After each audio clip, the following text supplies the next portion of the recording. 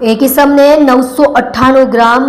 Hybrid गांजो jenny कुल किंमत ₹29,94,000 સાથે પકડી પાડતી Saroli police station. Police commissioner Shri Anupamsinh Gehlot સાહેબ સુરત શહેરનાઓના નો ડ્રગ્સ ઇન સુરત સિટીના અભિયાન અંતર્ગત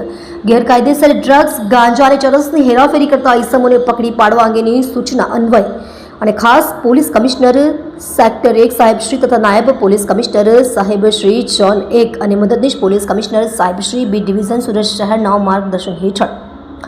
police inspector Shri S R. Vekaria તથા સર્વેલન્સ સ્ટાફના police sub inspector Shri H L. Desai તથા બીજા સર્વેલન્સ સ્ટાફના માણસો સાથે પોલીસ સ્ટેશન વિસ્તારમાં હાજર હતા। દરમિયાન નિયોલ ચેકપોસ્ટ ખાતે હાજર પોલીસ કોન્સ્ટેબલ વિલેશભાઈ જશવંતભાઈ બક્કલ નંબર 218 નાઓને મળેલ બાતમી હકીકતના આધારે નિયોલ ચેકપોસ્ટથી પૂર્વે સાબરગામ 4 રસ્તા પાસે અંબાબા કોલેજના ગેટની નજીક કડોદરા સુરા રોડવાળા સર્વિસ રોડ પાસે જાહેર રોડ ઉપર આરોપી કેનિલ સુભાષભાઈ પટેલ ઉંમર વર્ષ 23 ધંધો વેપાર રહે મકાન નંબર 6 કૈલાશધામ સોસાયટી ટેસ્ટી રેસ્ટોરન્ટની બાજુમાં ઇસ્કોન સર્કલ પાસે